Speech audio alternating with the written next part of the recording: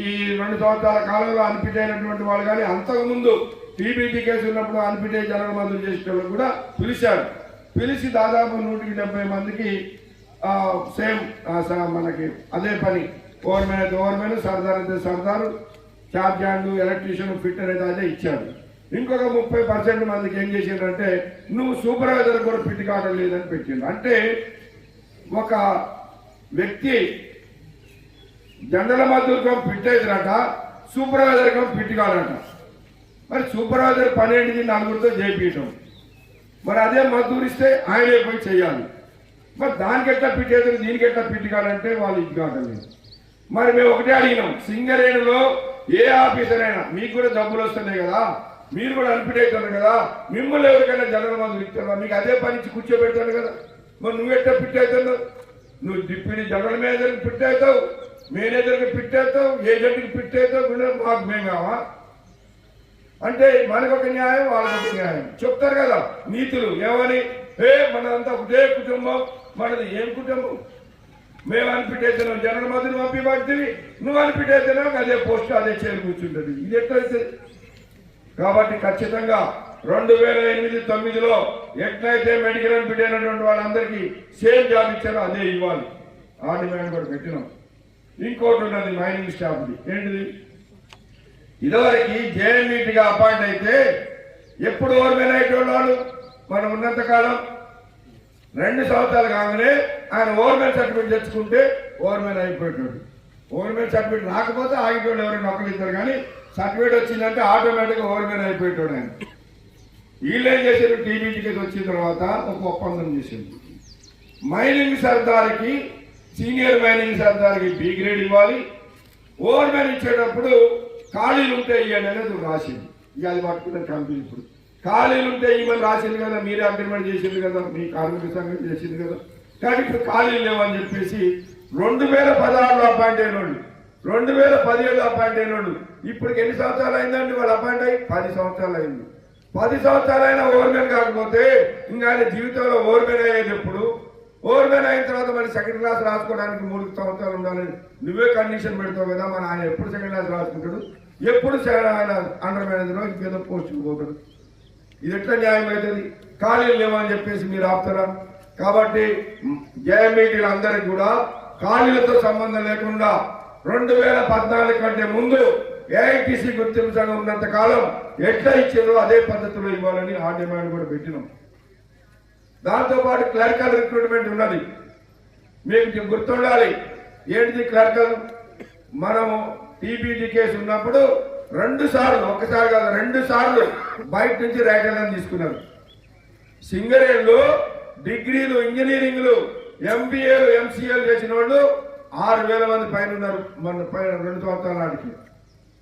మరి ఇంతమంది చదువుకున్న వాళ్ళు ఉండగా నువ్వు బయట నుంచి ఎందుకు పట్టుకురావాలి రైటర్ని? ఆనాడు కూడా మేము బాగా చెప్పినాం కదా, ఇది తప్పు, బయట నుంచి తీసుకురాకూడదంటే బయట నుంచి తెచ్చింది. ఎందుకు? ఈయనకి ఇప్పుడు ఇక్కడ మద్దతు పని జనరల్ అసిస్టెంట్ ఉన్నాడు అనుకో, ఆయన రైటర్ పోస్ట్ ఇవ్వాలంటే ఆఫీసర్కైనా లీడర్కైనా ఇస్తే ఒక 50,000 ఇస్తారు, 10,000 ఇస్తారు, కానీ లక్షలు అయితే ఇయ్యడు కదా. ఇప్పుడు ఉద్యోగం లేని వాళ్ళు ఏంటి? బయట ఉద్యోగం లేదు కాబట్టి సింగరేణిలో డైరెక్ట్ రైటర్ పోస్ట్ వస్తుంది కాబట్టి 20 లక్షలు 30 లక్షలు కూడా ఇచ్చి వచ్చారు. పెద్ద కుంభకోణం జరిగింది కదా అప్పుడు. ఆ కుంభకోణం జరిగిన లీడర్ అమ్మ కూడా మీకు తెలుసు, అదంతా చేసిండ్రు అప్పుడు. మనం వచ్చిన తర్వాత అట్లా లేదు, ఖచ్చితంగా సింగరేణిలో పనిచేసే కార్మికులకే ఇవ్వాలంటే ఒప్పుకున్నారు. నోటిఫికేషన్ ఇచ్చారు. 370 మందిని నింపుతామన్నారు. నోటిఫికేషన్ ఇచ్చి 1.5 సంవత్సరం అవుతుంది. ఎందుకు నింపుతలేరు? మొదటేమన్నారు? 6,000 మంది అప్లై చేసారు, 6,000 మందికి ఎగ్జామ్ పెట్టాలంటే సింగరేణి కంపెనీతో కాదు, రిక్రూట్మెంట్ కంపెనీని ఒక దాన్ని మేము సెలెక్ట్ చేసుకొని ఏది గవర్నమెంట్ ఎట్లయితే అది చేస్తానో వాళ్ళ ద్వారా అట్లా ఎగ్జామ్ కండక్ట్ చేసి తీసుకోవాలి. నువ్వు ఎట్లా చేయి ఇవ్వమన్నాను. ఇప్పటివరకు ఇవ్వాల. ఇప్పుడేమంటారు? వాళ్ళలో కొంతమంది యాక్టింగ్ క్లర్క్ అని కోర్టుకు పోయిండ్రు, ఆ కోర్టులో కేసు ఉంది కాబట్టి పెట్టమంటారు. మరి కోర్టులో కేసు ఎంతమంది పోయిండ్రు? 120 మంది పోయిండ్రు కోర్టుకి. నువ్వు ఆ 120 పోస్టులు పెండింగ్ పెట్టుకో, మాకు అభ్యంతరం లేదు, కోర్టు డిసైడ్ అయినప్పుడు ఇది దిగాలి. కానీ ఇప్పుడున్నటువంటి మిగిలిన వేకెన్సీస్ అన్ని కూడా వీళ్ళతో నింపండి అని అంటే ఈ కొత్త డైరెక్టర్ వచ్చిన ఆయన నేను మార్చి వరకు పెడతాను. మొన్న అడిగితే ఏమంటానంటే ఈ ప్రొడక్షన్ మంది కదా వచ్చే నెల పెడతాం అంటాను. ఖచ్చితంగా క్లర్కల్ రిక్రూట్మెంట్ జరపాలి, యాజ్ పర్ మెరిట్ వాళ్ళకి ఆ పోస్టులు ఇవ్వాలని చెప్పేసి అవి కూడా పెట్టినాం. ఇక వీటితో పాటు ప్రధానంగా సమస్యలు ఉన్నాయి. అది సింగరేణికి సంబంధం లేదు కానీ ప్రభుత్వం సంబంధం. ఏంటిదా సమస్యలు? సింగరేణిలో ఇవాళ ఏమైనా కొత్త యంత్రాలు ఉంటారా? అండర్ గ్రౌండ్ లో కానీ సర్ఫేస్ లో ఓపెన్ కాస్ట్ లో కానీ ఎక్కడైనా ఉన్నా లేవు. కొత్త మహిళలు ఏమైనా వస్తున్నాయా? రావటం లేదు. ఏమైనా కార్మికుల సంక్షేమానికి ఇచ్చేస్తారా? లేదు. ఏమయ్యా అంటే డబ్బు లేదంటారు. మరి ఏమైందయ్యా మన డబ్బు చెప్పండి?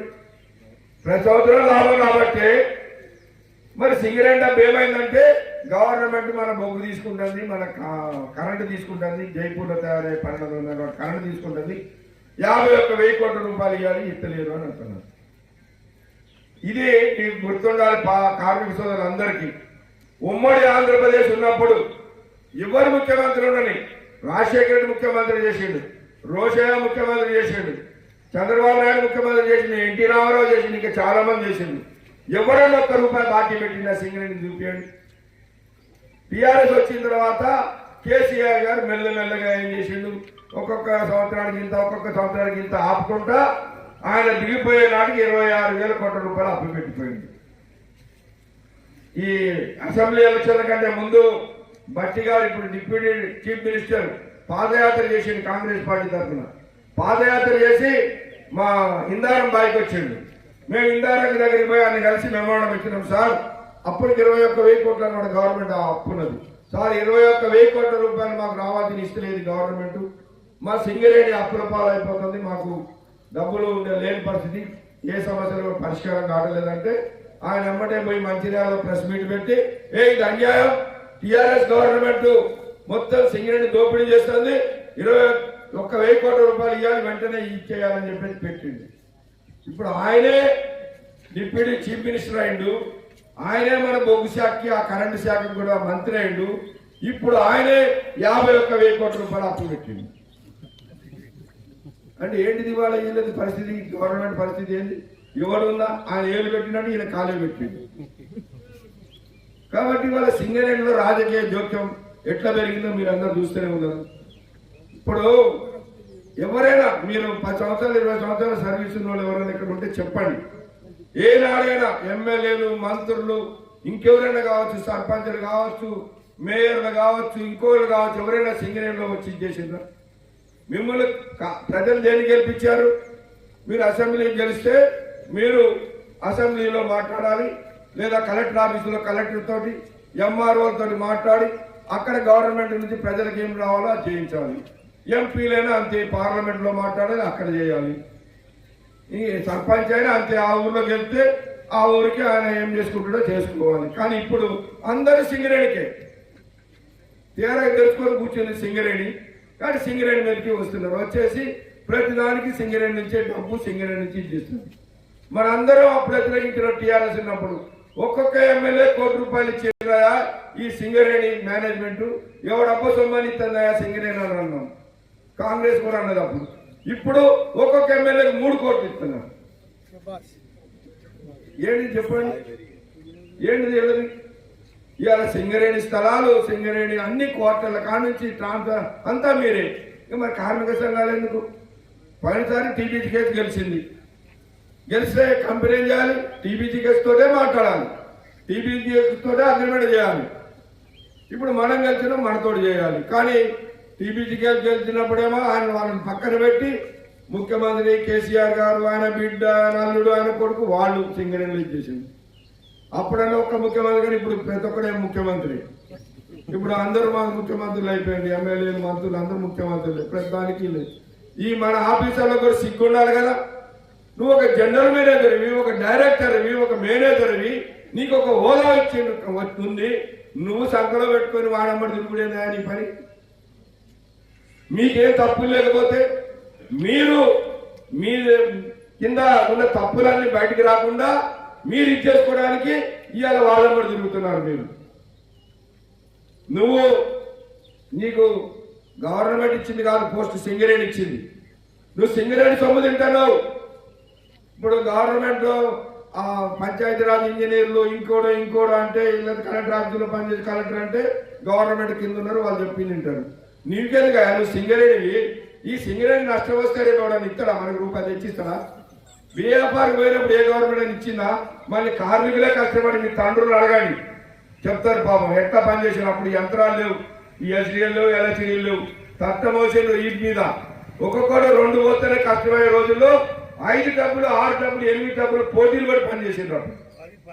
10 పోసేది సింగరేణి మళ్ళీ లాభాల్లో తెచ్చింది కార్మికులు, మీరు కాదు, గవర్నమెంట్ కాదు. మళ్ళీ ఇప్పుడు పచ్చగుంది కాబట్టి మేయడానికి వచ్చారు, రేపు ఎండిపోతే దీని ముఖం కూడా చూడరు మీరు. సింగరేణి ముఖం కూడా మీరు చూడాలి. మాకేం సంబంధం, సింగరేణి ఉంటే నడిపించుకోండి, లేకపోతే మూసేసుకోండి అంటున్నారు. కాబట్టి దయచేసి మనం ఆలోచన చేయాలి, ఇలా కార్మికులు ఆలోచన చేయాలి, కార్మిక వర్గం ఆలోచన చేసి ఎవరన్నా ఉండాలి. ఏ గవర్నమెంట్ ఉంటే మనకేందా, రాజశేఖర్ ఉన్నప్పుడు కొట్టాలేదా, చంద్రబాబు నాయుడు ఉన్నప్పుడు కొట్టాలేదా? నాకు తెలిసి నేను కొత్తగా పాడినప్పుడు చెన్నారెడ్డి ఉన్నాడు, చెన్నారెడ్డికి వ్యతిరేకంగా మేము మంచిర్యాలలో విజ్ చేస్తే మమ్మల్ని అందరూ అరెస్ట్ చేసి చేశారు.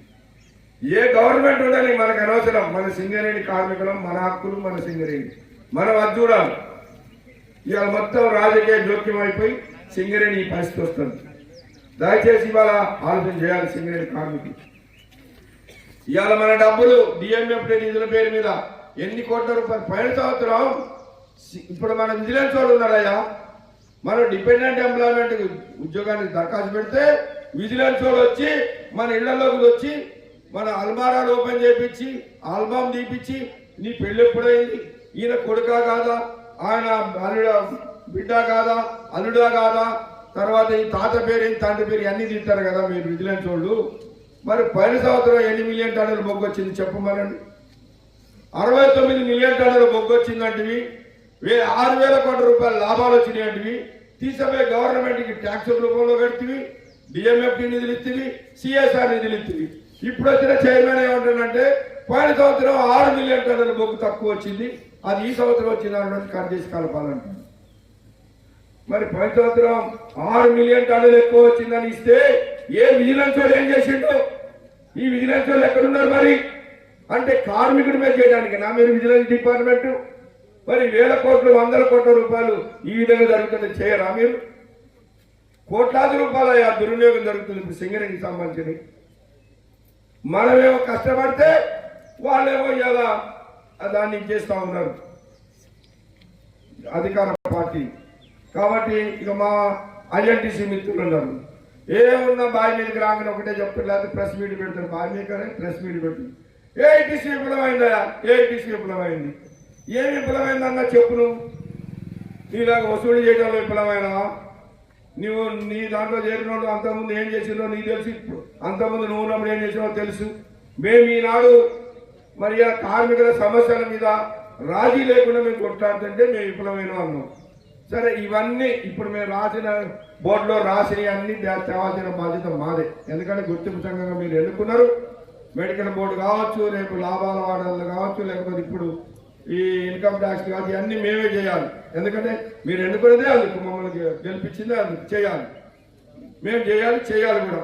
అది విఫలమైతే మమ్మల్ని అను. కానీ మేము ఒక్కటే అడుగుతున్నాం, నువ్వు ఒక్కటే చేయి. గవర్నమెంట్ నీదే, నువ్వే చెప్తున్నాగా మంత్రులు మా వాళ్ళే, ముఖ్యమంత్రి మా ఆ బాబు మా ఈ బాబు మా వాళ్ళు అంటున్నావు కదా. అందరు బాబులు మీ వాళ్ళే, మంత్రులు ముఖ్యమంత్రులు అందరూ మీ వాళ్ళే. మరి నువ్వు సింగరేణికి రావాల్సిన 51,000 కోట్ల రూపాయలు ఇప్పించాను, అదొక్కడే. సింగరేణికి రావాల్సిన 51,000 కోట్లు నీ గవర్నమెంట్తో మాట్లాడి నువ్వు ఇప్పించు. ఇవన్నీ మేము పరిష్కారం చేయకపోతే మమ్మల్ని నిలది, నీకు హక్కు ఉంటుంది. అప్పుడు మేము కాదన్నా. అసలు అది లేకనే కదా మన ఇంట్లోకి డబ్బులు తీసిపోయి ఇవ్వకుండా మన భార్యని నువ్వు మాంసం వండు, లేకపోతే చేపలు వండు, ఇంకోటి చేయి అంటే చేస్తుంది. అపరామం ఎక్కడ తెచ్చేస్తుంది? అట్లనే మన సింగరేణికి డబ్బులు ఇవ్వకుండా మనకి కొత్త బాయిలు రావాలంటే ఆని చూస్తాయి, యంత్రాలు కొనాలంటే ఆని తీసేస్తారు. ఇప్పుడు డిపెండెంట్ ఎంప్లాయ్మెంట్ మరి ఇది ఆగిపోయి ఉన్నది. కాబట్టి ఈ సమస్యలన్నీ పరిష్కారం కావాలంటే దీనికి ఒకటే మార్గం, 51,000 కోట్ల రూపాయలు ప్రభుత్వం ఇవ్వాల్సింది మనకి ఇస్తే ఖచ్చితంగా ఇవన్నీ సక్రమంగా నడుస్తాయి. కాబట్టి దీనిపైన కూడా మనం కొట్లాడాలి, ఇవాళ ఆలోచన చేయాలి. కార్మిక సోదరులందరూ ఈ యొక్క డబ్బుల విషయంలో కానీ, మన సింగరేణిలో రాజకీయ జోక్యం వల్ల ఏ విధంగా నష్టం జరుగుతుందనే విషయాలు కానీ కార్మిక వర్గం దయచేసి ఆలోచన చేయండి. ఇవాళ ఏ కార్మిక సంఘంలో ఉండొచ్చు, ఎవరైనా ఎవరిష్టం వాళ్ళకి మేమేం కాదని, కానీ అందరం ఆలోచించాలి సింగరేణి గురించి. ఇప్పుడు నేను వచ్చి ఈయన విమర్శ చేసి నా సంఘాన్ని, ఆయన వచ్చి ఆయన విమర్శ చేశా, ఆయన వచ్చి ఈయన విమర్శ చేశా. ఏం ఉపయోగం? మనలో మనం అనుకుంటున్నాం కానీ అసలు కంపెనీ మీద అసలు గవర్నమెంట్ చేసి దాని మీద ఎవరం ఇది చేస్తలేం కదా. కాబట్టి వాళ్ళందరం కలిసి మేము ఒకటే చెప్పినాం, ఈ యాత్ర 30వ తారీఖు నాడు ముగుస్తుంది. దీని వరకు కూడా మేనేజ్మెంట్ స్పందించకపోతే, ప్రభుత్వం స్పందించకపోతే వచ్చే నెలలో ఖచ్చితంగా సమ్మెకు పిలిపిస్తాం. అన్ని కార్మిక సంఘాలకి విజ్ఞప్తి చేస్తూ అందరిని కలుపుకొనే చేస్తాం. అందరం కలిసికట్టుగా పోవడం చేస్తేనే ప్రభుత్వాలైనా యాజమాన్యాలను దిగి వస్తాయి. ఇవాళ మన ఎలక్షన్ వచ్చినప్పుడు ఎవరు సంఘం వాళ్ళే చూస్తారు, కార్మికులు ఎవరు మంచిగా పనిచేస్తే వాళ్ళకి ఇచ్చేస్తారు కాదన్నాం. కానీ సమస్యల మీద మాత్రం అందరం కలిసి కొట్లాడితేనే సింగరేణి యాజమాన్యమైన ప్రభుత్వమైనా దిగి వస్తుంది. కాబట్టి దయచేసి 30వ తారీఖు నాడు నిన్న ఎట్లయితే మన పట్నంలో మోటార్ సైకిల్ ర్యాలీ చేయడానికి యువకులు ఎంత ఉత్సాహంగా అయితే వచ్చారో అదే పద్ధతుల్లో రేపు 30వ తారీఖు కూడా కొత్తగూడెం హెడ్ ఆఫీస్ ముందు వంట వార్పు కార్యక్రమం జరుగుతూ ఉంది. వేలాది మంది కార్మికులను తరలించడం జరుగుతూ ఉంది. మన కె నారాయణ గారు కూడా మన నాయకులందరూ కూడా వస్తారు. కాబట్టి దయచేసి 29వ తారీఖు నాడు అంటే ఆదివారం నాడు ఎట్లా మీ సెలవే ఉంటుంది, ఆ రోజున మీరందరూ సింగరేణి ట్రైన్లో బయలుదేరి రావాలి. కాబట్టి మీరందరూ దయచేసి ఇప్పటి నుంచే ప్రతి మైల్ మీద ప్రతి షిఫ్ట్ వైజ్గా బయట వాళ్ళందరి పేర్లు తయారు చేసుకొని పెద్ద సంఖ్యలో మీరు వస్తే ప్రభుత్వానికైనా యాజమాన్యం తెలుస్తుంది. లేదు మీరు ఎవరు రాలేదు, మన ఏఐటీసీ కార్యకర్తలమే బాయ్కి ఒక 5-10 మందిని పోయి మొత్తం కలిపి 100-200 మంది అయితే 200 మంది చేసినాం అనుకో, కంపెనీ కానీ ప్రభుత్వం కానీ ఏం ఆలోచించిందంటే కార్మికులలో ఏం వ్యతిరేకత లేదురా, ఏదో ఈ కార్మిక సంఘాలే ఇచ్చేస్తలేదు తప్ప కార్మికులు అందరూ బాగానే ఉన్నారు అనుకుంటారు. అదే వేలాది మంది వచ్చి ఇచ్చేస్తే అరే కార్మికులలో వ్యతిరేకత వస్తుంది, రేపు మాకు పుట్టగతులు ఉన్నామని ఒక భయం వస్తుంది. కాబట్టి దయచేసి ఆలోచించండి. ఒక్కరోజు కొరకు మీరు ఆలోచన చేయాలి, చేసి పెద్ద సంఖ్యలో మీరు బయలుదేరి రావాలి, దాన్ని జయప్రదం చేయాలి. ఇవాళ మీరు ఒకటే ఆలోచించండి, మేము మొన్న జాతర బయలుదేరిన నాడు వర్షం ఉండే, తెల్లారి ఉగాది, నిన్న రంజాను, ఇంకా 2 రోజుల తర్వాత శ్రీరామనవమి, ఇన్ని పండుగలున్నా ఎందుకు పెట్టినావు ఇప్పుడంటే అసెంబ్లీ జరుగుతుంది, అసెంబ్లీలోకి పోవాలి. సింగరేణి కార్మికుల ఉద్యమం అసెంబ్లీలో ప్రతిపక్ష పార్టీలన్నీ కూడా తీసుకుపోతే అప్పుడు వాళ్ళకి అర్థమైంది, అరే సింగరేణిలో ఇంత వ్యతిరేకత ఉందా అనేది అర్థమైంది. మేము పోయి కలిసాం మెమోరాలు ఇచ్చాం, అన్ని చేసాం, కానీ వాళ్ళు ఏమి స్పందిస్తలేరు. కాబట్టి మీరందరూ కూడా పెద్ద సంఖ్యలో